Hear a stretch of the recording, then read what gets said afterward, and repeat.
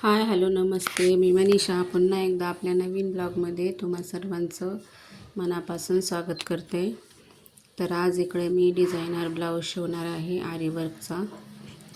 तर चला आता मी ब्लाऊज शिवते. व्हिडिओला स्किप न करता पहा.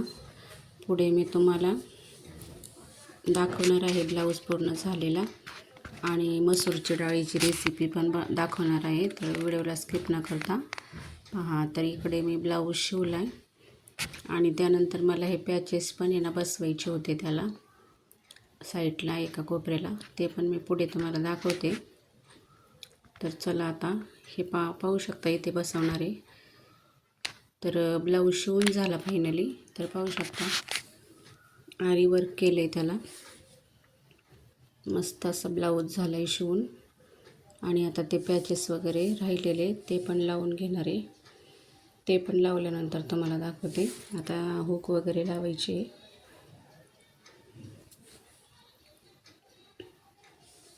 तर चला आता हे ब्लाऊजला पॅचेस मी लावून घेते आणि तुम्हाला घडीचा आवाज येत असेल तर प्लीज त्याला इग्नोर करा.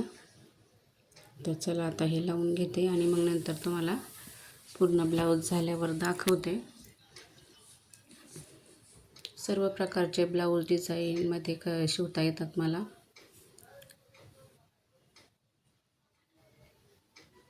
तर पहा कसं केलेलं आहे. वर्क याला आरी वर्क पण येतं, सर्व काही येतं.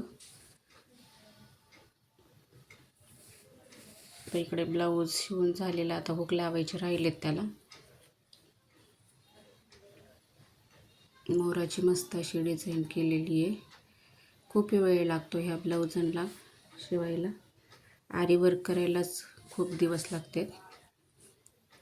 तर इकडे फायनली हे लावून झाले. पाहू शकता अशा प्रकारे लावलं. हे दिसतं तसं सोपं नाही आहे. खूप अवघड आणि खूप वेळ जातो ह्याला.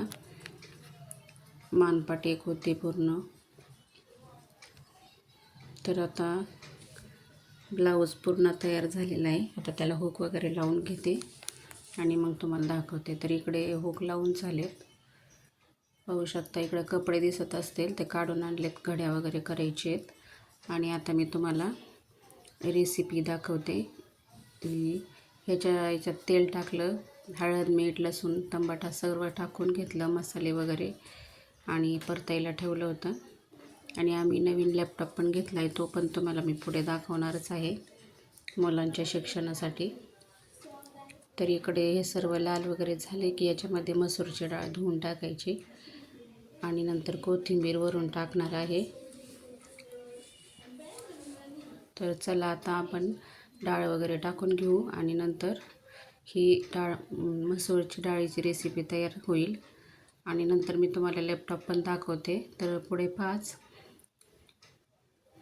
मुलं मोठी झालेली, त्यांना शिक्षणासाठी लॅपटॉप लागत होता, त्यासाठी घेतला. आणि इकडे दूध तापायला ठेवले.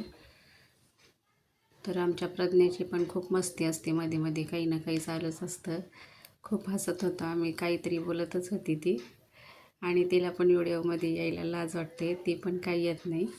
सर्वच कम्फर्टेबल नसते. पाहू शकता खूप हसत होती ती आणि मी पण हसत होते. आमच्या दोघींचं हसत चाललेलं. ती अजिबात तोंडच दाखवायला तयार नव्हती. तर हे पहा इकडं हा आम्ही लॅपटॉप घेतला आहे.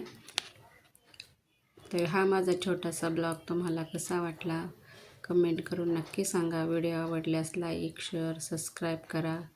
पुन्हा भेटू अशाच एका नवीन व्हिडिओसोबत.